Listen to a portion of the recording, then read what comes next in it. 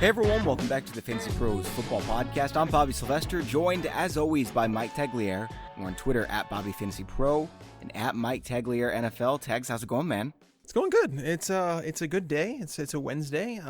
There's nothing I enjoy more than like writing the primer and like getting done with a complete game and then hearing that Sam Darnold is no longer going to be starting, and then I have to like kind of rewrite everything because going to Josh McCown is going to change everything in my projections. Well, we'll talk about that here in just a second, but you know what? The good news is that you finished number one in the expert accuracy rankings this week, so congratulations to you. I mean, you beat out 130 heavyweights. That is a big deal, man. No, I appreciate it, man. And it's I've been part of the ranking accuracy competition, I think, for 4 or 5 years now. And this is my first week finishing number one. And the reason it's like I finished in the top 5 before. I think I finished number 2 at one point. But I mean, you finished in the top 10 twice for like a season long. So don't sell yourself short. It's just so hard to finish number one for a week. No, it really is. I just don't think I'm hot takey enough to finish as number one most of the time. But I'm happy that I was hot takey enough in week 9 to get it done. So hopefully in week 10 we could get a repeat performance, and maybe I'll play some more DFS because I didn't play enough last week apparently. Oh, I know you're not going to toot your own whistle, so I'm going to do it for you, man. Here's some of the calls that you made that were just absolutely right on the money. You were a lot higher than everybody else on Dalvin Cook and Amari Cooper. You faded Jordy Nelson, DeSean Jackson, DJ Moore. You were a lot lower on Jared Cook, a lot higher on Curtis Samuel, Duke Johnson, Matt Ryan. Dude, you nailed so many calls. Yeah, but I've sucked against tight ends all year long. So anything I say, when we get to the tight end segment, literally just tune me out and listen to Bobby or something, because seriously, like I cannot figure that position out for the life of me. All right, man. I'm struggling with tight ends too. It's been pretty rough. Well, I finished top 10 in tight ends this week, but that hasn't really been the case all year. So we do have some news to talk about. Then we've got the start sit show. So Tags, let's just get into it, man. There's actually quite a bit of news. First, it starts with Dez Bryant signing with the Saints. Yeah, Dez Bryant signing with the Saints, and a lot of people are pretty excited about this. I mean, I'm not excited about it because I'm happy to see Dez back on a football field, but it doesn't do a whole lot for me from a fantasy perspective. A lot of people have been asking what it means for him and how to view him. I think this move says more about Tre'Quan Smith and the fact that I don't know if they're feeling like he's ready for a big time role in the NFL, or at least not in their offense, because it requires a certain type of player, and being an unpolished rookie isn't really that. Yeah, I'm trying to figure out where they're going to put Dez. Are they going to put him in that big slot role, kind of like the old Marcus Colston role in that offense? And if it is, that's what they're going to do, it's going to be tough for Dez. Like, he's never played that role in the NFL. He's learning a new playbook. He's walking into an offense where he's got no chemistry with the quarterback. Well, he's never played with Drew Brees either, who's the most accurate quarterback in NFL history. Yeah, he might be the most accurate quarterback in NFL history. He's about to set the record again for a second straight season for completion percentage. But I think the odd man out here is Cameron Meredith. He's obviously been droppable, but the reason that I don't love Dez Bryant in this situation, outside of Michael Thomas, the remaining wide receivers on the Saints team have totaled just 65 targets through 8 games. That's just 8.1 targets per game. And knowing that Tre'Quan Smith is going to have some role, maybe 2 or 3 targets per game, I mean, you're looking at a very limited role for Dez Bryant, and it's because they're not going to take away targets from Michael Thomas to give him to Dez. So I think he's a wide receiver 4 at best moving forward. That's where I've got him as well. I've got him as a wide receiver 4 that you stash on your bench for 2 weeks. And he has upside as a low-end wide receiver 2. So kind of similar to like Devontae Parker. And I know that's not going to make a lot of people happy, but I think Parker's a wide receiver 4 with wide receiver 2 type of upside. No one's really excited to pick him up. I do think he's worth a pickup if you've got the room on your bench, but I wouldn't go crazy trying to add him right now. Yeah, that's kind of how I feel. I mean, if you can grab him, fine, and you might be able to trade him to someone who's high on Dez Bryant because it has name brand value, but especially if he has one big week, like if he scores a touchdown for 40 yards or something. Yeah, I mean, you might want to play him against the Cowboys because those teams are going to be playing in Dallas. I think it's November 29th. So Dez Bryant going against his former team, I'm sure that Drew Brees would love to get him a touchdown there. I don't buy into narratives, but you better believe I'd be playing Dez Bryant against the Cowboys, man. Yeah, for sure. All right, so moving on, we'll stick with wide receiver. Sammy Watkins is out with a foot injury. They're saying it's going to be probably 1, maybe 2 weeks. I could see this lingering the whole season. So what does that mean for Chris Conley? Do you think that he's a good pickup? Yeah, I think Chris Conley is an awesome stash because if for whatever reason, it seems like Sammy Watkins is for sure going to miss this game against the Cardinals. It's not a great matchup for them. I do believe that Patrick Peterson's going to shadow Tyreek Hill now. So Ben Bewickery has been playing really good. And like he kind of took over that job in I think it was around week 3 or week 4, and he's been playing pretty well. Arizona has been a tough pass defense all year.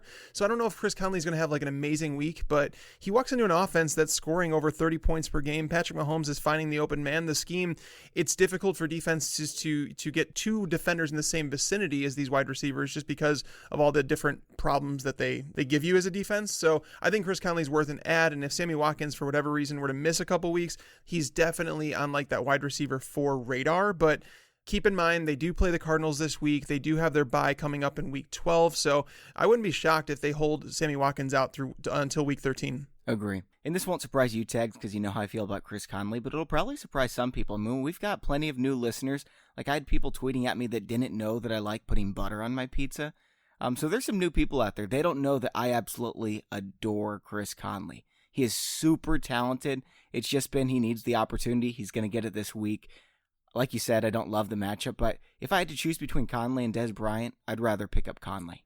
Yeah, I mean, you could be right. I think Dez will have a more solidified role like as the weeks go on, whereas Conley will trail off. So I think they're both going to like flip-flop. But as of right now, if you need someone for the next couple of weeks, I think Conley's the guy. Exactly. All right, man, this isn't really fantasy relevant, but Bruce Irving signs with the Falcons. Take it or leave it. Atlanta now has a shot at the Super Bowl. 3 games in a row, and they've got a really good schedule rest of the season. I think they play 2 teams with winning records. Yeah, and it seems like Deion Jones is he returned to practice this week, so their stud inside linebacker has a chance to return here shortly. I think maybe even next week. I can't remember what week it was, but he definitely has a shot to return. So this team is starting to turn around. Grady Jarrett's healthy. They're moving around some pieces at cornerback. They're trying to play Isaiah Oliver at corner. I don't know. It's really tough for me to say. I don't feel like they're elite enough to win a Super Bowl, but I do feel like they're good enough to definitely be a playoff team and make a splash in the playoffs. Yeah, I listed my Super Bowl contenders today, and I only saw 10 of them that have a realistic chance of making the Super Bowl. I mean, I guess the Ravens and Texans, maybe the Falcons could be considered, but like less than 1% chance. The other 10 all have like at least a 3% chance. So you can take a look at my Twitter if you want to see that. It's at BobbyFantasyPro. I've got the Patriots number 1, Saints number 2. You can check out the rest later. All right, Tags. You mentioned that Sam Darnold is out now. That means Josh McCown is going to be filling in. How does this help Quincy Enunwa, Robbie Anderson, all these guys? Well, I guess that's really all the guys. Yeah, that's the thing is like there's a whole new work around him with guys. Like he obviously has rapport with Jermaine Kearse and Robbie Anderson from last year. If this helps anybody, it's definitely Robbie Anderson because those two showed a connection last year on the deep ball that Sam Darnold has not. Sam Darnold hasn't been willing to throw the ball down the field to Robbie Anderson unless he's like, clean wide open. And the only time we saw that was against Denver, a team that had allowed a lot of big plays on defense. The Bills, this is not a great time for Josh McCown to come in and take over as quarterback because you're going to see Tre'Davious White on Robbie Anderson, so he's probably not going to be gaining a whole lot of separation. But all you're looking for, he's the type of player, if you stick him in your lineup, you're just looking for one play. With one play, he could live up to like wide receiver 3, wide receiver 4 value. So it's definitely an upgrade for him, and his chances of catching that long ball are a lot better. I've still got him as a wide receiver 5, though. I mean, it doesn't change enough for me to play him. Yeah, I would actually agree with you on that. I'm not playing him this week if I can help it, but I'm just more curious as to what this means for Sam Darnold in the long run. On our podcast, it's so weird because Sigmund Bloom talked about it on our podcast 2 days ago, saying that do the Jets just say, okay, we're going to pull you out because obviously things are going in the wrong direction. You've got some experience. We're going to go back to McCown here. So if McCown plays well against the Bills, I'd find it hard for them to go back to Darnold and just like kind of give him the rest of the season on the bench. Every single player in the NFL right now who at least plays like, 20, 25 snaps a game has some kind of injury. I wouldn't be surprised at all if this wasn't a big deal and they just said, let's take it easy. We'll have you ready for next season. And we're just going to let McCown go in there. You learned enough. Just continue studying under him because teams do that stuff all the time, especially when it's like the Jets and you're not going to win. Yeah. Why would you keep throwing him out there to just get killed? Yeah, that's the thing is like some people were saying that same thing with Trubisky last year and like putting him into that Bears offense with no receivers and, John Fox is the head coach. And I didn't like it per se, but some people said that it gave him just the experience that he needed in the NFL. Or you could just be Patrick Mahomes and you don't need any experience. Pretty much. You could just turn into all of a sudden you're a god of football and you can make it happen. Yeah, what that guy's doing is just incredible. And he's getting better every week too, which is the most amazing part. Yeah, he is. Like he completed, I think it was a season high completion percentage this past week, and it's remarkable what that Chiefs offense is doing, and their defense is playing a lot better than I think anybody expected. Absolutely true.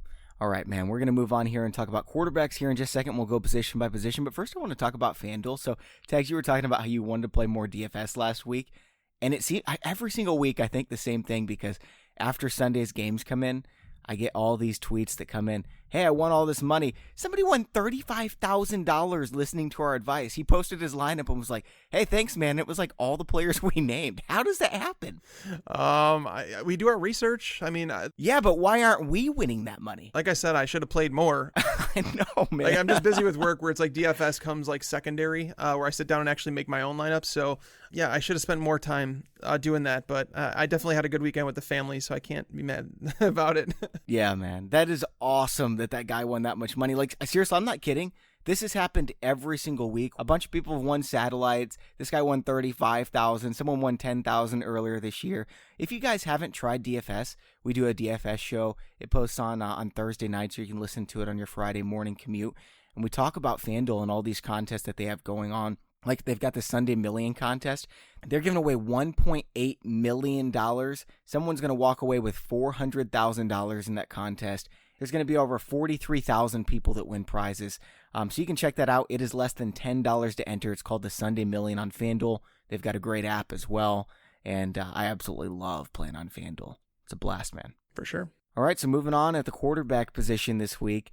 Once again, we've got like 5 guys that are absolute locks. And then after that, from 6 to about 17, it is so close. With that said, you're going to have to make a decision between guys like Phillip Rivers, Big Ben, or Ryan Fitzpatrick and Mitch Trubisky. So let's talk about some of those guys here, Tags. Tom Brady going up against Tennessee. Hasn't exactly been great so far this season. Is he a start for you? Yeah, I'm worried about Tom Brady this week. And the thing is like I was going through some numbers. There have been 75 different occasions where a quarterback has posted, I think it was 22.8 or more fantasy points this year. Tom Brady just has one of those performances, and that's despite not having much of a run game for most of the year. So I am worried about him. But the thing is, he should offer a high floor. We saw the Titans defense against the Cowboys, where it's like Malcolm Butler continues to allow touchdown after touchdown after touchdown, and the side of the field that he plays in this week is with Josh Gordon, who Tom Brady's been willing to throw the ball up to him in one-on-one coverage over and over. Some people look at the Titans as an elite defense, but they've allowed at least 2 passing touchdowns in 5 of 8 games, with the only exceptions being Blake Bortles, Josh Allen, and Joe Flacco. There were 3 top-tier quarterbacks who played against them. Deshaun Watson posted 310 and 2 touchdowns. Carson Wentz 348 and 2 touchdowns. And then Phillip Rivers 306 and 2 touchdowns. The reason that I think Brady offers a solid floor this week is that the run game's not going to be able to get much going against Tennessee. They have only allowed, I think it's 2 rushing touchdowns the entire season. So even if Sony Michel comes back, it's a little lift to the run game. But I think Brady offers solid, middling to low-end QB1 numbers this week. He's not like a guy that you must play. Like, I think I would rather start someone like Ryan Fitzpatrick over him, but he's in that tier of guys. I don't think you need to avoid him this week. And if you have Brady, he's likely the only one you have on your roster. I don't think this matchup is bad enough where you have to sit him, though. I don't think you have to sit him or have to replace him. I do think there's plenty of better options. For those of you listening, we've got something called ECR on our site, Expert Consensus Rankings. You can just go to the homepage, click on Rankings underneath NFL, and it'll show you those rankings, or you can pick your experts. So you can find like the 3 or 4 experts that you most trust, and it'll give you their rankings. It's a really cool tool that our developers set up. But right now, ECR has Tom Brady as the QB 8. They've got Ryan Fitzpatrick at 10. You're talking about Brady's only had 22 points once all season. Every single time that Ryan Fitzpatrick has played, that's if you include the first half of week 4 and the second half of week 8, when, he only played those halves, he's had 23 or more fantasy points in every single game. I mean, don't you think his floor and his ceiling is significantly better than Tom Brady's? Yeah, I mean, with the risk with Fitzpatrick, the only risk is that he gets benched, right? But they are playing at home. They're playing against a Washington defense that's really struggling. That's the thing. Their secondary, I felt like people were overrating what they were, and now they're lost because they're trying to use Josh Norman in shadow coverage, and it didn't work. And so now it's like, okay, we traded for Clinton Dix, but safeties, as I've mentioned, it takes time for those guys to develop rapport. So him and DJ Swearinger aren't going to be like on the same page right away. So I think the Tampa Bay, the fact that they don't have a run game at all, like Peyton Barber's just not good. So like if they're not getting any yardage on the ground, and by the way, Washington's been a phenomenal run defense. I know it looked a little bit different against the Falcons last week, but I think that's just because of their inefficiencies in the secondary. So yeah, Fitzpatrick, I have him at number 8. I have Tom Brady at number 9. But real quick, going back to Brady, my one concern that I think some people might overlook, the worst game that Tom Brady had this year was when they went to Detroit to play against Matt Patricia. And this week, they're going to Tennessee, and they're going to be playing against Mike Vrabel, another guy who obviously had worked with the defense that played against Tom Brady in practice over and over. So does he know how to stop Tom Brady? That's the question. 3 other guys in that conversation there. We've got Philip Rivers at 6, Matt Ryan at 7, Carson Wentz at 9. If you had to choose between those 3, which one would you go with? Rivers, I have Rivers up at number 4 in my rankings. I have Matt Ryan at number 5, and I honestly could flip-flop those two either way, just because I believe that both teams can do whatever they want against those defenses. Who do you have them ahead of? Like Jared Goff, Drew Brees? Yep. Me too. Yep. Okay. I'm a little worried about Jared Goff, and Russell Wilson, by the way, is a sit. Like if you have Russell Wilson, if you can sit him, do it. So I went through and looked at Russell Wilson, and he seems to struggle in division games. I don't know what it is, but over the last 2 years, he's played in 8 divisional games. His totals from those games are really weak. Like he has not totaled any more than 238 yards in a single game, passing yards. He hasn't thrown more than 3 touchdowns. I mean, the 3 touchdowns he did throw were against the Rams earlier this year, but he only threw out for 198 yards in those games. He's going to lack a run game with Chris Carson out of the lineup. It just seems, and if you go back to last year when he played this Sean McVay-led Rams team that was probably a little less talented on defense, he totaled just 198, 1 touchdown, 1 pick in the first meeting, and then just 142 yards and 1 touchdown in the second. I feel like this game is just going to be like more of a boring game than people expect. I feel like the Seahawks defense has been really good. The Rams defense, they're not great, but I don't think Seattle's clicking on all cylinders in offense. So I just think this is going to be a lower scoring game. I am a little worried about Jared Goff, but I will say this though. The reason I'm a little more concerned about Goff in terms of what most people think, because as you mentioned, his ECR is really high, is that Todd Gurley in his last 2 games against Seattle, he has scored 7 touchdowns. What? 7 touchdowns. Some running backs don't even score that in a year. Most don't score that in a year. Yeah. 7 touchdowns in 2 games. It's nuts. It's absolutely friggin' nuts. So I don't know if Seattle just puts an emphasis on that, but they've kept the game close. They kept the game close when they played back, I think it was week 5 that they played. So it's crazy, but Jared Goff's ceiling might be a little bit limited here. Yeah, you're worried about Russell Wilson. I think that there's better plays than him. Like I would rather stream Baker Mayfield against Atlanta, Alex Smith at Tampa Bay, Andy Dalton face New Orleans. But if we're talking about Mitch Trubisky, who was just awful last week, he really is awful, but he was so good in fantasy that I wanted to play him anyway. That was a big fail. And then Andrew Luck against Jacksonville. I don't really want to play either of those. So would you take Wilson at least over Trubisky and Luck? I would not take him over Trubisky, or I don't think I'd take him over Luck either. Wow. Okay. Trubisky is like the one I would play above I would play Trubisky over Luck this week. I talked about I guess the Lions defense is not anywhere close to the Bills. That's kind of where I'm at with it. Part of the issue for the opposing quarterbacks against the Lions is that they've only run 58.5 plays per game. That's the second lowest mark in the league. But the Bears, the thing is, they're close to the league average. They haven't required many plays to get to work some efficiency. Detroit, when you do throw the ball against them, they do allow tons of points. That's the thing. So many people just look at fantasy points allowed, but efficiency on a per pass ratio, the Lions defense has been terrible. So the Bears defense, the way that the Lions have operated this year, the way that the players on that team have said that Matt Patricia came in and he said, basically, we're going to take away the number 1 option on teams. And the Bears don't really have that. Like even if Allen Robinson returns, do you really not worry about Trey Burton? Do you not worry about Tariq Cohen? Anthony Miller's getting more involved. Adam Shaheen returned to practice today.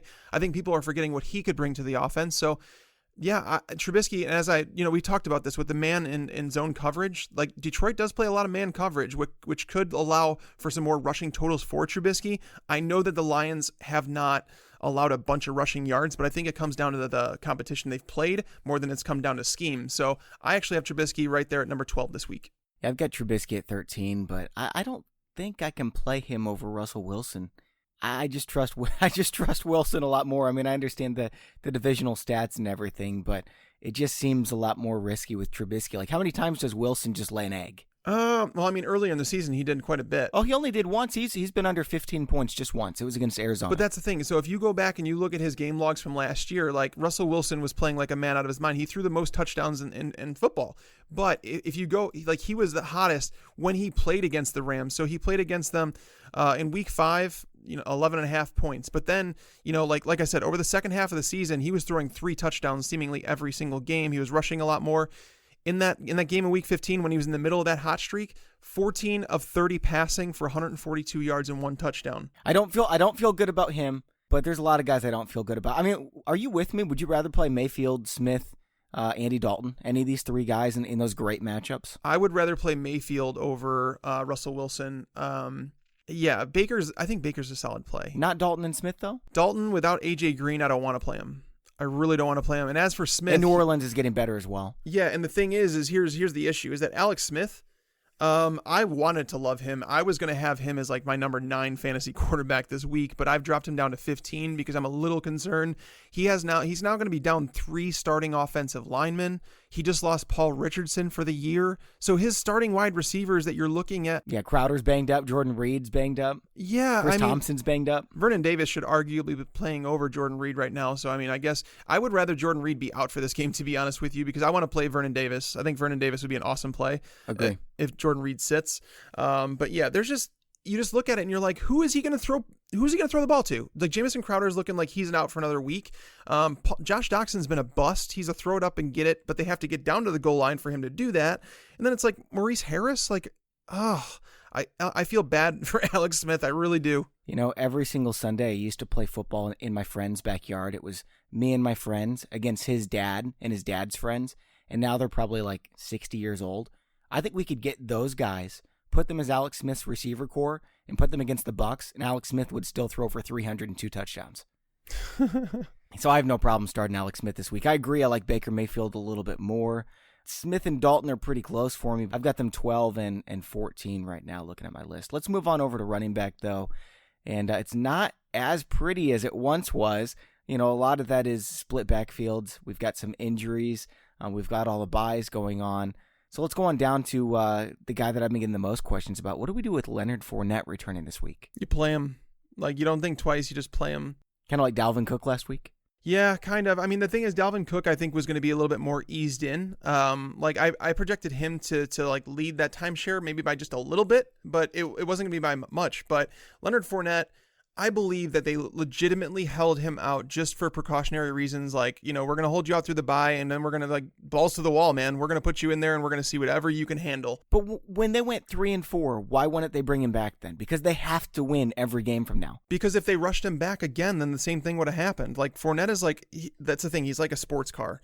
It's, Lamborghinis, Ferraris, like these cars, you can't take them as daily drivers. Okay. Like, and if you do, and if like there's something wrong with them, if you don't get an oil change, like every 1,000 miles, like they recommend, if you bring it to a regular body shop instead of like the actual certified Lamborghini dealer, they're not going to look as good. They're not going to run as good. So Leonard Fournette is kind of like that, where it's like, if he's not 100%, he's not going to be running like himself. He's going to re-injure himself, and then he's going to be on the sideline. I think they learned their lesson, and they said, we're holding you out. We're going to grab Carlos Hyde for a 5th round pick because we need to protect ourselves. Obviously, that happens again.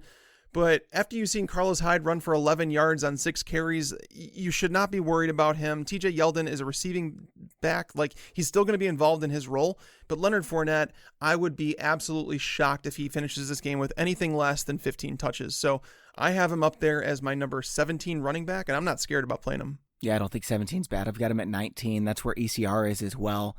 I think he's a solid play. So would you rather play someone like Leonard Fournette or Marlon Mack against a defense like Jacksonville? I would rather play Fournette. That's the same game. So the issue with Marlon Mack that people are not seeming to realize is that he's a part-time player. He's only playing just over 50% of the snaps. He's splitting the snaps with Nyheim Hines. He's splitting snaps, a little bit with Jordan Wilkins. He's been dealing with an injury the last few weeks. So it's like, I don't know if they ever want to trust him with a full workload. Granted, he's been getting the job done on what he's been getting, but the Jacksonville defense is no joke. So I don't think Marlon Mack is like, yes, you're going to put him in your lineup as an RB2 this week for sure, but I don't think you should be expecting like, top 12 numbers this week or anything. Oh, absolutely not. Yeah, I've got him as my RB22 this week. So, I mean, it's a start. He's an RB2 in most leagues, but if you're playing in one of these 8-team leagues, I don't know if he's really playable.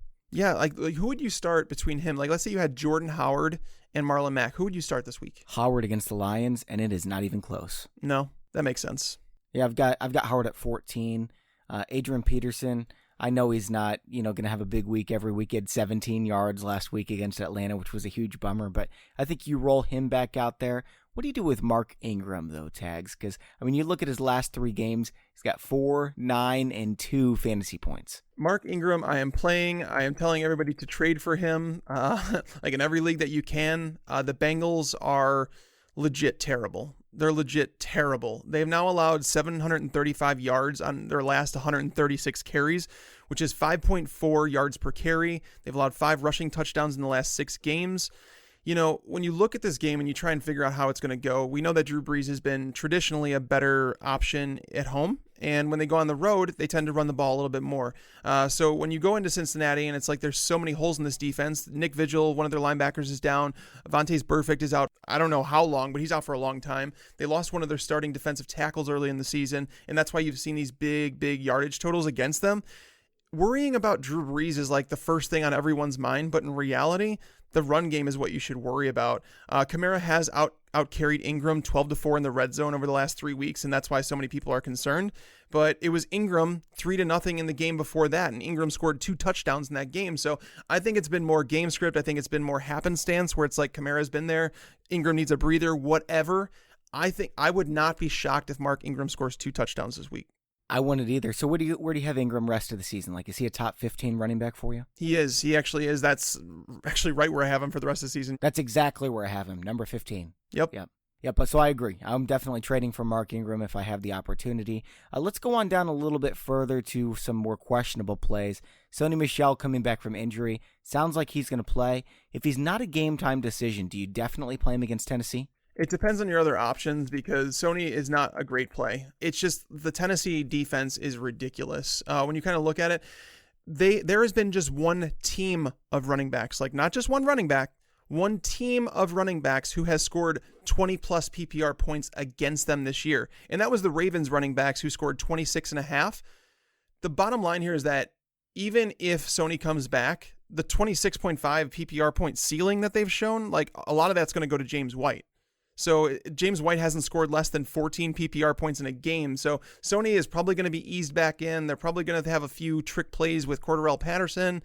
I don't like Sony Michel very much this week, and I have him down in like the 27 to 28, 29 range. Like, I don't like him very much this week. Wow. Okay, so ECR has him at 22. I've got him at 24, and I thought I was pretty low. So you probably wouldn't start him. Like, I guess he's a decent flex play if you need someone. But would you rather play someone like Kerryon Johnson at Chicago, who also has a really difficult matchup, or Isaiah Crowell face Buffalo? Pretty good matchup, but I don't even know if he's the starter.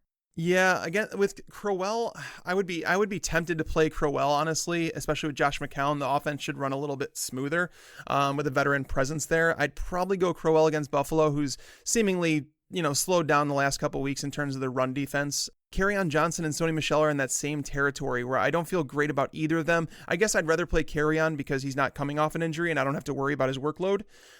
He did see 5 targets last week, even though Theo Riddick came back and saw, I think it was 6 or 8 of them. So Kerryon should be involved in the passing game. It's not a sexy matchup by any means. I think I would probably play Kenyon Drake over both of them. Yeah, Kenyon Drake going up against Green Bay. He's been a lot better lately. I guess if I had to choose, I would play him too, but I never feel enthusiastic about playing Kenyon Drake. Yeah, I don't either. I really don't. But that's the thing, is just like when you look at the games that he has been like productive, 3 of his 4 biggest games this year have come in games the Dolphins have lost. And I think that's not like coincidence either, because Frank Gore is not going to carry the ball 20 times per game. You have to involve them in the passing game because they don't have a bunch of sturdy options at wide receiver or tight end. And Green Bay's favored to win this game by like 10 points.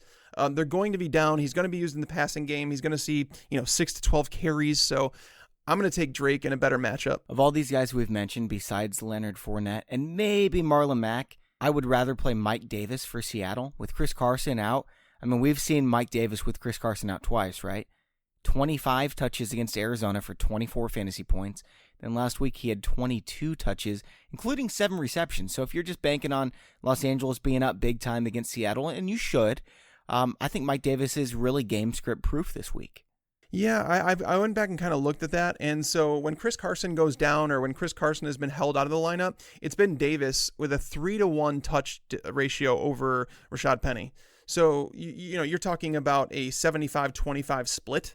So that's obviously nice. The issue with the Rams is that they've only faced 22 carries per game on average, and that's due to game script as well as time of possession. The Rams average 54.3% time of possession when they're at home, which is the 5th highest percentage in the league. Prior to Alvin Kamara tearing them up for 3 touchdowns last week, no other running back had finished with a top 12 game against them. Davis did himself like total 68 yards and a touchdown back when they played earlier in the year, but they need to keep the game close in order for that to happen. Is it possible that the Rams blow them out? Absolutely. But I think the game should be close enough where I have Davis in like a low-end RB2 territory. I do too. Yeah, I've got him at running back 21 right now, which is quite a bit higher than ECR, but I think a lot of that is, ECR tends to be late breaking once we get the official injury news. Mm-hmm. And so I think that'll move up towards 23, 24 range. Yeah, for sure. I don't anticipate, by the way we're talking about this, I don't anticipate Chris Carson playing. I know he hasn't been officially ruled out, but. All right, Tags, here's how it's going to work. I'm going to give you 4 names.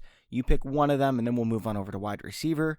Let's go with LaShawn McCoy face the Jets. Austin Eckler at the Raiders. Doug Martin face the Chargers. And Elijah McGuire face the Buffalo Bills. It's LaShawn McCoy for me.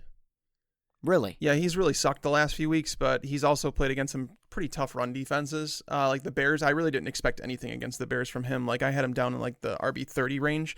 And against the Jets, it's not to say that it's like a great matchup, but if there's one way they're going to move the ball against the Jets, it's on the ground. LaShawn McCoy has been getting some more work in the passing game, and it appears like I don't know if Peterman's starting this week. If Josh Allen's starting, I would lower the expectations for McCoy, but I think they're going to go with Peterman considering their bye week is in week 11. With Chris Ivory going to the trauma center after the game against the Bears, I can't imagine he'd be ready to play this game. So I think LaShawn McCoy, I think he's like, a guy that's going to see 18 plus touches, and it's really hard to avoid that. Can't they just go with Terrell Pryor at quarterback? I mean, let's be honest. That's probably their best bet, right? Terrell Pryor is the most overrated player in football history. I think LaShawn McCoy is, because he is the RB46 right now in between, listen to this, Derrick Henry, who everyone is furious with, and Alfred Blue. Alfred Blue's number 47 with 0.2 points fewer than LaShawn McCoy this year. Pretty ugly, man. Not going to lie. It is so bad. I can't play this guy, man. I can't play him any week. I don't care if he's going up against Arizona. I'm not playing LaShawn McCoy. Well, do you think that game script will get out of hand here where they have to take the ball out of his hands? Like, I don't know, man. Like, it's just... I don't think it matters. It's not He's great. been awful every game this year. Would you play Duke Johnson over him this week? Yeah. Oh, yeah. Yeah. Yeah, I've got Duke Johnson right now up in running back 20, man. Holy cow, wow. Against Atlanta? You don't? I mean, in PPR formats, I could understand that. But in standard, it's really, he got 1 carry last week, and it's driving me friggin' nuts. Because it's like, what was it? Nick Chubb, I think, had 22 or 24 carries. And that was like, it was clear as day. It's like the play calling. I don't know if Freddie Kitchens, if that was just like legitimately like a one-off thing, because if you do this in the future, teams are going to catch on to what you're doing when Duke Johnson's in the backfield. You can't continue to have that split. And that's the thing. Like, so Duke Johnson's snaps didn't raise much under Kitchens. So I don't know his role. So I'm not going to pretend I do. I think it's a phenomenal matchup against Atlanta. In terms of receptions allowed to running backs, they've been in the top 3 over each of the last 3 years. So something clearly with the defense, they don't prioritize stopping the running backs in the passing game. So he should rack up some in PPR formats, but I can't put him into RB2 territory not knowing what his role really is. Can you believe no one went up and picked out Elijah McGuire? Like, we were hyping him up. I guess nobody else was, because he's still out there in a ton of leagues. I'm telling you, if you need a running back or a flex play, go get Elijah McGuire right now. You can use him this week against the Bills, and I think you'll be able to use him the rest of the season because I think he's the starter for the Jets. Yeah, it's possible that he does become the starter. He's got a better 3-down skill set, and as we talked about, Josh McCown has familiarity with him. They played together last year. McGuire, he's really interesting, man. Like, they're a bad football team, and that's the reason that you don't want to say that he could be a league winner because, a lot of running backs that are league winners, they're on teams that have, competent offenses. And like Bilal Powell in 2016? Yeah, I mean, McCown coming back, they could have that. So, I mean, I'm raising him up the ranks for sure. I do like his skill set, and it's really tough for me to like totally buy in, but I do think that he's playable as an RB3 this week. All right, on over to wide receiver. We faded DeSean Jackson last week. He's at ECR 22 again this week, and they've got all kinds of weapons, man. Like Mike Evans, Chris Godwin, DeSean Jackson, Adam Humphries, O.J. Howard, Cameron Brate. They're not all going to have big games. Why is DeSean Jackson wide receiver 22? I don't have as much as problem with this as I did last week. Last week, I didn't like him at all. It just didn't seem to make sense. But this one, I don't mind it because the Redskins have been a bit more susceptible to big plays. They've allowed 30 plays of 20-plus yards. You better get a big play because he has 11 receptions since the bye 4 weeks ago. Yeah, that's what it comes down to. You need that big play. And the thing is, DeSean Jackson, we all know that he's a very he plays with a lot of emotion. You know what I mean? Like, and he's going up against his former team here, the one that like legitimately he hated playing for. I don't think he ever liked playing for Washington. And like this is a team that did struggle with someone like T.Y. Hilton back in week 2. He totaled 7 catches for 83 yards and a touchdown. I just feel like, as I mentioned before, the reason I like Ryan Fitzpatrick is because they don't have a run game. They have to move the ball through the air. Like DeSean Jackson, that's why he's been seeing targets. His snap share has gone down. His receptions have gone down a little bit. The efficiency was always going to dip, but he's getting high opportunity. Like in terms of like his targets are worth a lot because they're targeted down the field. He is scoring touchdowns on a lot of those. And as I mentioned, with the safety duo of Clinton Dix and Swearinger, there could be a miscommunication between the two, and we could see DeSean Jackson like dancing in the end zone. I mean, it's possible, but I don't want we could see someone catching 4 passes and one of them happens to be a touchdown. I don't want that guy's a wide receiver too. Yeah, well, I mean, I have him as my number 25 receiver right now in my ranking, so I'm not like ultra high on him, but I don't think the matchup is bad. Like whereas last week I didn't like it at all against Carolina. I legitimately did not like the matchup, but Washington is a matchup that he can do well in. He's 4th on the team in targets right now, Tags. Yeah, I know. Like Adam Humphries is all of a sudden like rocketing up there, but Washington, Fabian Moreau has been covering the slot for them. He's been doing a really good job.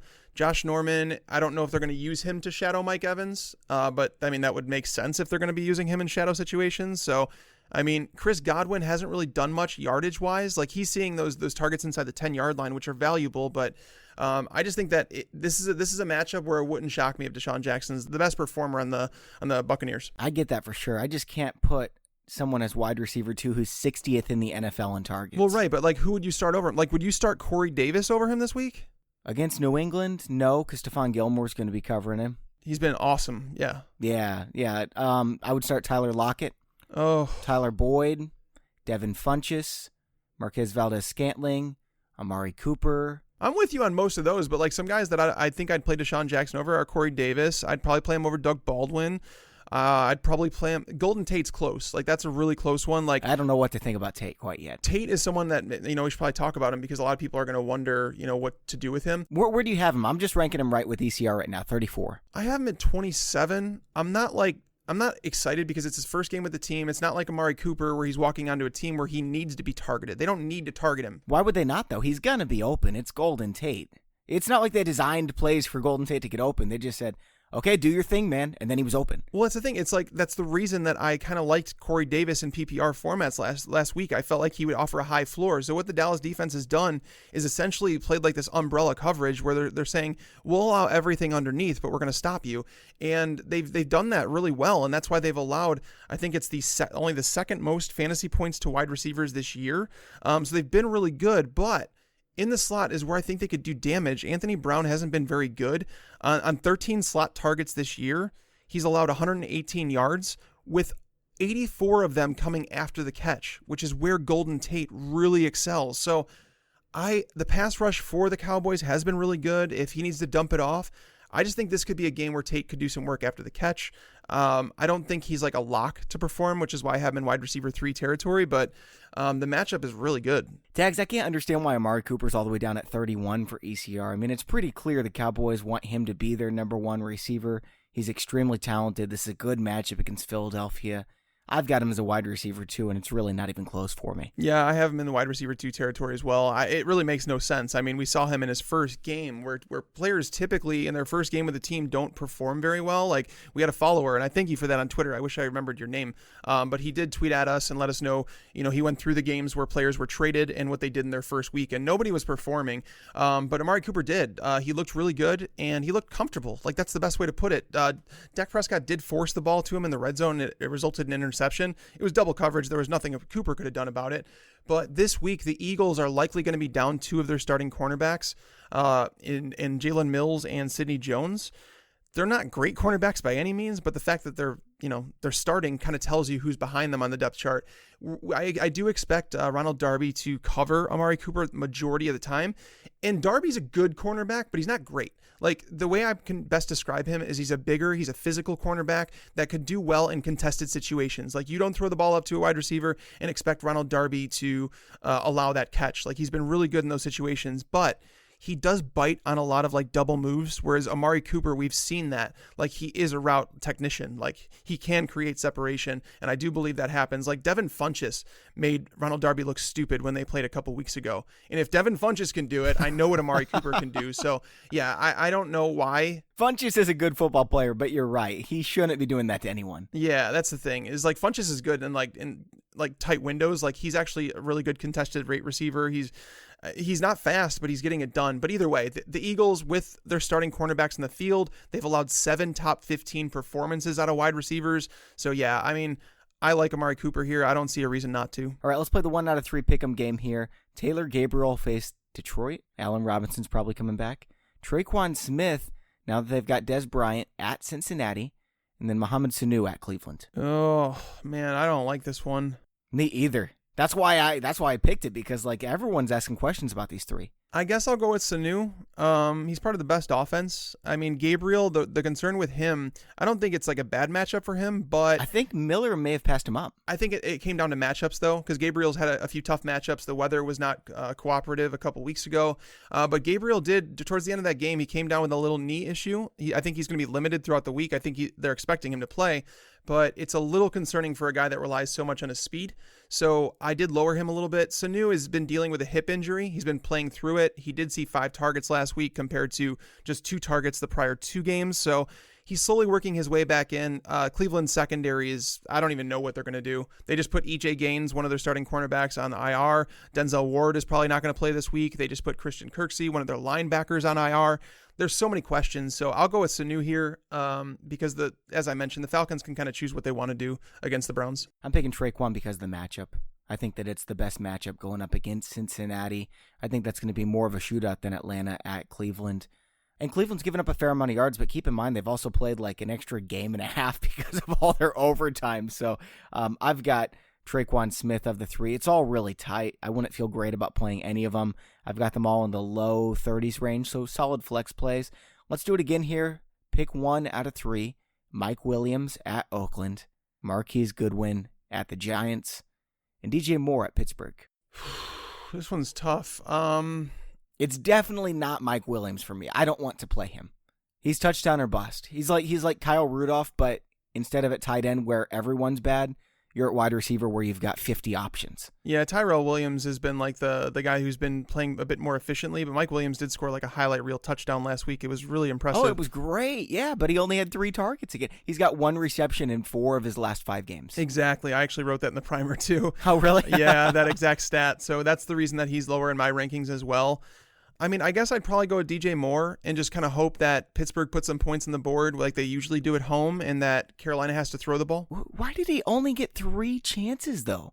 against Tampa Bay. What happened? I told you, man. Like, I had concerns about DJ Moore last week, and everybody called him the chalk. I liked Traquan Smith more. Traquan didn't even do that much, but DJ Moore, the warning signs here are that they're playing him on the perimeter, and that's like frustrating because he had played over 50% of his snaps in the slot when Torrey Smith was playing. Like, they didn't get him on the field nearly as much as they should have, but when he did get on the field, he was playing in the slot. He's been awesome after the catch, and that's like the type of player you put him in the slot, you get the ball in his hands and let him do his work. On the perimeter, it's a bit tougher to do that because cornerbacks can bite on those and they can be picked off. He has to create more separation to get those targets. DJ Moore should be on the field. Like Torrey Smith, if he comes back, I don't know if they take DJ Moore off. They really shouldn't, but they should move him into the slot. They better not, and they better not take Curtis Samuel off either because he is awesome. Oh, man, that guy's so good. Yes, like Curtis Samuel is like a freak too, and that's the thing is like there's so many guys in this team that can do it every single week. The reason I would say DJ Moore is because I think there'll be more opportunities for the passing game this week just because they are going into Pittsburgh where Pittsburgh's going to put points on the board. So I'll go DJ Moore even though he's far from a lock. You know, I was going to include Dante Moncrief in this conversation, but I didn't because I wanted to highlight him specifically. I think that he is an excellent play against Indianapolis this week. You look at their last 4 games, Tags, he's got 35 targets in his last 4 games. Oh yeah, no, he's seeing targets further down the field than everybody else. So like his air yards compared to everyone is like ridiculous. I was looking at this game and trying to pick it out. Like I don't like D.D. Westbrook very much, but I feel like one of Dante Moncrief or Keelan Cole is going to have a game that people are going to appreciate. And it's hard for me to say Cole considering how much he's kind of faded in this offense, but maybe the bye week did some wonders. Maybe they revisited some things. I don't know. Well, Bortles is hurt too, so like I don't know really what to expect, but if a guy's going to get on average 9 targets a game, yeah, sign me up against the Colts. Yeah. That's basically that's why he's up there in my top 40 wide receivers this week. It is tough to feel great about any of them, but I think Keelan Cole has a good matchup too. All right, last one here and then we'll move on over to tight end. I'll give you 4 this time. Randall Cobb face Miami. Jordy Nelson against the Chargers. Don't even mention his name on the show again. Yeah, okay, we'll just make it 3 then, because I agree. I totally agree. But I did want to mention because a lot of people are like, maybe I should start Jordy Nelson. Amari Cooper's gone. Still no. Okay, so we'll just go 3.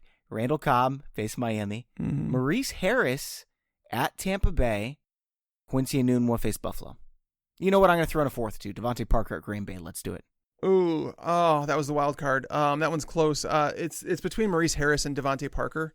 You know, like looking at last week where Devontae Parker saw 2 targets. We only saw Brock Osweiler throw the ball 24 times that game. So like the volume was very limited. The field was sloppy, yada, yada. Yeah, good luck getting separation on that field, right? Yeah, well, that's the thing is like going into Green Bay, now that's a team that was forced to move Tramon Williams back to safety because of the injuries and getting kicked out of the game. And Clinton Dix is gone. Yeah, like that's the thing. So Kevin King is dealing with a hamstring injury. He's probably not going to play. So J.R. Alexander, do they use him to shadow? He's banged up too. Yeah, there's so many questions about that secondary. I just feel like Miami will be throwing the ball 30, 35 plus times. Parker should see some targets. But Maurice Harris is really tempting because he's been playing the slot for Washington and Tampa Bay. Have been rolling out MJ Stewart out there, and he's been just getting burned over and over and over again. And Harris is not bad. I actually used Harris in cash games last week, Tags, because... Are you serious? Yeah, because I wanted to spend up... I had to get Thielen in my lineup, right? And it didn't work out that great. I mean, he scored a touchdown, but I was like, well, I'm going to go all in on Maurice Harris, and it worked. Wow, like kudos to you, man. He didn't even come on my radar. We didn't even mention him on the show last week, but the more I was looking into it, I was like, yeah, I think he's a good play. Yeah, he wasn't even on my radar, so kudos to you. Maybe I got lucky, who knows, man. But Tampa. Yeah, this week I do like him against Tampa. As we talked about, Alex Smith has to have someone to throw to, and Harris had, I think it was 12 targets last week. So yeah, in a matchup where it's a plus matchup, he needs someone to throw to. He needs to get the ball out quick because his offensive line is banged up. I don't mind Harris this week as like a bye week filler at all. I'm going Parker of that bunch. I'm definitely not going Randall Cobb. I don't think Randall Cobb is startable. I've got him outside my top 50. What would you say about, Cobb's been terrible, but what would you say about like someone like Josh Doxson or Maurice Harris? Who would you go with?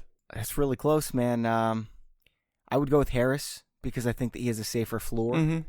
I mean, he had 12 targets last week. I'm not saying he's going to get that every week. Maybe he'll get 7. Maybe he'll get 8. Maybe Josh Doxson will get 3. One of them might be in the red zone, but he's probably not going to catch it. So, yeah, Doxson. The reason that he popped up on my radar is the Buccaneers defense has allowed a touchdown every 11.8 targets to wide receivers. So He's obviously the red zone option there. Dotson has 0 games with over 50 yards this season. No, I know, but he has been seeing like 5 or 6 targets consistently. So you're right. Yeah, he's like a wide receiver 4 option with touchdown upside. Well, hold on. I wanted to ask you about John Ross. Okay, if he comes back, AJ Green's out, going up against New Orleans. Is he at least in consideration for a play? This is so tough. Like, so I don't. Yes, him and Chris Conley. I don't know what to think. Yeah, like I want to like Ross because the thing is the Saints have really struggled down the field. Like they've allowed so many big plays against them this year. The number is they've allowed 9 plays of 40-plus yards down the field. And Marshawn Lattimore, the reason that I don't think I like Ross very much is that Marshawn Lattimore has pretty much been strictly a perimeter cornerback. He's been following the number 1 option. He would have been following AJ Green, but I don't know how they do it this week. Like, do they think that Ross is good enough to shadow? Do they play sides? Because if they play sides, they'll burn Eli Apple all day. Tyler Boyd plays the majority of his snaps in the slot. Do the Bengals move him, in 2 wide receiver sets? Like, do they have Tyler Boyd on the perimeter? Like, there's so many questions I have here. It's a matchup where I feel like someone from Cincinnati is going to have a bigger game just because they kind of have to. I have Ross at like the wide receiver 50 mark. I don't love him this week, but just like, someone like Robbie Anderson, he's a 1-play guy. Like, you need 1 play to go right for him to hit value. So I don't mind him if in like a Hail Mary situation. I'd rather play Curtis Samuel in a Hail Mary situation, though. I've been starting him in both my deep leagues, and I love it. What about Marquise Goodwin or someone like John Ross? Oh, I've got to go Goodwin, but I'm tempted about Ross, right? Yeah. All right, tight end, and again, like we always say, it's such a disaster, but at least it's easy because we've got like 12 decent tight ends, and then everyone else is just absolutely horrible. So let's go on down to that range. Jared Cook, man, what a disappointment lately. But is he a top 12 guy this week? I don't think that he's a must play at all. I really don't. Like you can even go back to the last time that they played against the Chargers because this is the second meeting between these teams. And he was held to just 4 catches, 20 yards on 6 targets. I don't think it's a great matchup. Like you look at the 3 tight ends who have posted top 12 numbers against them. They were George Kittle. He had 8 targets. David Njoku had 12 targets. And then Nick Vannett, who had 8 targets. So, like, it's guys who are getting targeted, and it's not to say that Jared Cook can't, but we've already seen this matchup. Oakland, they just have nobody to take away, like, attention from Jared Cook. I don't want to play him this week if I don't have to, but knowing, like, I have him down at 14 among tight ends. Like, I don't like him at all. Whoa, okay. ECR has him all the way up at number 8. So who are a couple guys you have ahead of him? Like, are you playing Evan Ingram, Austin Hooper? Yeah, Austin Hooper is ahead of him. Evan Ingram is probably I would play over him.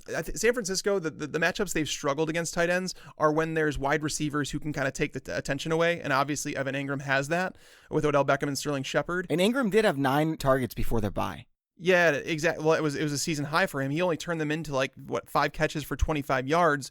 He had a touchdown, but yeah, it's risky playing tight ends in that territory. But like I'd rather play Jordan Reed over all these guys if he plays. And if for whatever reason, like we have to put a disclaimer here, if Jordan Reed is out for this game with his neck injury, his back injury, whatever else he has, Vernon Davis becomes a must play. Is he a top 5 tight end? I would actually, yes, I would probably put him maybe top 6, but yeah, that I was about to say I can't put him over Olsen at 5. I'd probably have him number 6. But yeah, he's definitely a must play.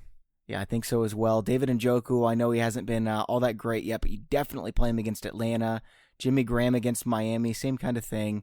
Trey Burton against Detroit, he's a play, right? Trey Burton, yes, I do like him. That's the thing is, like, as I've talked about, like the matchups like that Trey Burton's had, they haven't been great. And to see him walk away with a touchdown against the Bills, like, people should have been happy. But the Lions, they have allowed over a 70% completion ratio to tight ends, 2.10 fantasy points per target, which is 4th in the NFL. Like, it's the 4th most that any team is allowed.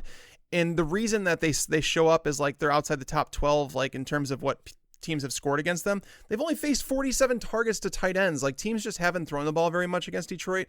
And that's why their numbers look better than they actually are. They are not an efficient defense. I don't think they have an answer for Trey Burton.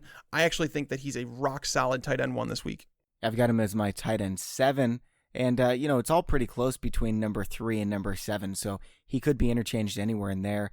I'm assuming you would rather play Trey Burton than Jack Doyle face Jacksonville? I would. I don't think Doyle is like a must sit, considering like the ball has to go somewhere, and the safety play has been a little lackluster for the Jags lately. Barry Church, I don't know if he's returning. He got hurt, so I don't know. There's some question marks there, but Doyle's still on the low end tight end 1 radar. I would play him over Jared Cook. One player I want to ask you about, though, is Rob Gronkowski. That's what I was going to ask you about. I don't know what to do with him. Yeah. I've even had people asking me, like, do I just drop Gronk at this point? No, don't do that. With that said, you don't have to start him. Even if he plays, I don't know what to expect. I mean, it's not like he's been bad. And look at what he's done in PPR. He hasn't lived up to expectations, but he's not killing you any week. As long as he's active, he's going to be okay. And he's got big-time upside, so that's more than you can say about whoever it is you were thinking about streaming at tight end, whether it's Benjamin Watson face Cincinnati, Vance McDonald face Carolina. Neither of those are horrible plays, but I would much rather play an active Gronk. Yeah, Gronk, I have him at number 9 in my rankings right now. And the reason is because like usually I'm like, just put him in your lineup and you have to kind of like live with it. But this matchup is really tough. The Titans have allowed just 33.5 yards per game to tight ends. That's the lowest in the NFL. The points per target they're allowing is just 1.18, which means that if a tight end saw 8 targets against them, he wouldn't even reach 10 PPR points on average, which is just crazy. There is no team that's within like even 10% of them. Like they're in a tier of their own. They have not allowed a single tight end touchdown this year. There's only just one other team in the NFL to do that. Just 5.6 yards per target. Like it's a really tough matchup for him. Fortunately, you will know if he's playing because this is a noon game.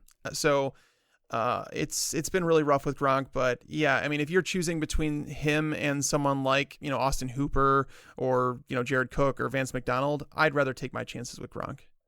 I saw Jamie Eisenberg post on Twitter. I think it was Jamie at least. He said he traded Le'Veon Bell for Marquez Valdez-Scantling. And it's something he never thought he would say at the beginning of the year.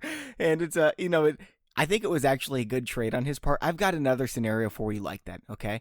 Let's see, you've got Rob Gronkowski and Tom Brady. Would you trade them for George Kittle and Phillip Rivers? No, I don't think I'd go that far. It's close. Like, you would rather have Gronk than Kittle the rest of the season? Yeah, I'm still with Gronk on this one. I want it, man. So the thing is so many people want to just jump onto Mullins and stuff like that. And well, who cares about Mullins? Kittle's the man. He is the man. But this thing, Gronk's the man when he's healthy and on the field. And I think you could buy him for cheaper after this game against Tennessee, to be honest with you. But because they're going to have their bye, he's going to be able to get healthier. But I don't need to buy him if I have George Kittle. Well, that's the thing. Kittle's going to go on his bye after this week too. But Kittle, he only saw 4 targets. Now he'll still probably put up 15 PPR points on his bye. He played against Oakland last week. That's like the matchup of all matchups. Like legitimately, if you don't perform against Oakland, you are not a great tight end. Yeah, but I mean, like, look at the rest. Look at his season. 14 against Minnesota, 15 against Kansas City, 25 against the Chargers, 13 against Arizona, 21 against the Rams, 11 against Arizona, 21 against the Raiders. Yeah. He's a stud, man. He's a star. Well, he's a must play. I have him as my number 4 tight end this week, so he's a must play. That's for sure. Yeah, but not over Gronk. Okay. And you'd rather have Tom Brady than Phillip Rivers? It's close. Like those guys are in the same range because Rivers doesn't offer anything with his feet, and Melvin Gordon can take over a game. Multiple touchdowns every single game this season. That'll work. Yeah, no, he's been playing like the best football of his career. It's close. Yeah, that's really close. All right, man. Let's go on over to DST. Obviously, you play the Jets against Buffalo. Mm-hmm. Obviously, you play the Chiefs against Arizona. But a couple other streamers that I like: Green Bay face Miami, Buffalo face the Jets. Indianapolis face the Jags. Which of the 3 do you like the best? Green Bay, for sure. So Green Bay is like the pass rush, has been getting after the quarterback. After not being sacked against the Bears, Brock Osweiler's been sacked 10 times the last 3 weeks. And this is a Packers defense. They are going back home. I know they're missing some players in the secondary, but... Yeah, 19 sacks in 5 games. That's pretty good. Yeah, that's the thing is like the Packers pass rush should be like... they should be able to just, like I said, pin their ears back, get after Brock Osweiler. He has no mobility. They're at home in a must-win game. Like this is legitimately for the Packers what it should be is like a no mercy game, like where you pound them into oblivion because your team needs a confidence boost because a lot of people are leaving you out of the playoff picture right now. They've still got a chance, man. They've definitely got a chance. I'm not going to count them out with Aaron Rodgers at the helm, but this defense should have. They're going to offer a high floor. Absolutely, and I have them as a top 3 defense this week. Yeah, I've got them number 4. I've got Buffalo number 5. I've got Indianapolis number 6. I think all 3 are great plays. Let's go down to, let's say you couldn't get one of those guys, and you've got to settle for somebody else. Do you like the 49ers face the Giants? What about Washington against Ryan Fitzpatrick, who is turnover prone? He's probably going to put up 40 points, but he's turnover prone. And would you play them over someone like Jacksonville against Indianapolis? I could not play the 49ers defense over Jacksonville, no. Ever. Washington I would consider. I don't know if I could do it, though. Yeah, I can't do it. I've got Jacksonville as my defense 6 right now. I have them at 11, so I'm like a little bit lower than that. But at the same time, like it's hard to trust them. Like Andrew Luck hasn't been touched recently. The Jags pass rush hasn't been there. They just traded away one of their guys. I know he wasn't like a full-time player, but yeah, no turnovers either. I mean, you look at defenses so far this season, they are DST number 20. Yeah, I mean, Jacksonville had been on the field a lot in terms like Blake Bortles couldn't sustain any drives. They didn't have a run game that was working. The defense was overworked. I think the bye week probably should have helped them. But yeah, I'm not like in love with them this week. I mean, the Chiefs defense, we didn't mention them. I never thought that we would mention the Chiefs as a streaming defense this year, I should say. But I think they're a solid streamer. They're at home, a heavy favorite. Josh Rosen has shown, to be turnover prone at times. So the new offense, it looked a lot better. I'll say that before their bye, but I still think the Chiefs are a top 5 defense this week. I agree. Yep, I definitely agree with that. All right, man, that is all for today's show, and we will be back tomorrow, like I said, for the DFS show. Tags, get some rest so that we can help someone else win $35,000. What do you think? Woohoo! I hope we help me win $35,000. I would take that as well. All right, man. That's all for today's show. Thanks to the sponsor of today's show, FanDuel.com. They've also got a great app. Check out their Sunday Million contest where you can win $400,000, less than $10 to enter. For Mike Tagliere, I'm Bobby Sylvester. Thanks for listening and enjoy your football. I just wanted you to watch me dissolve.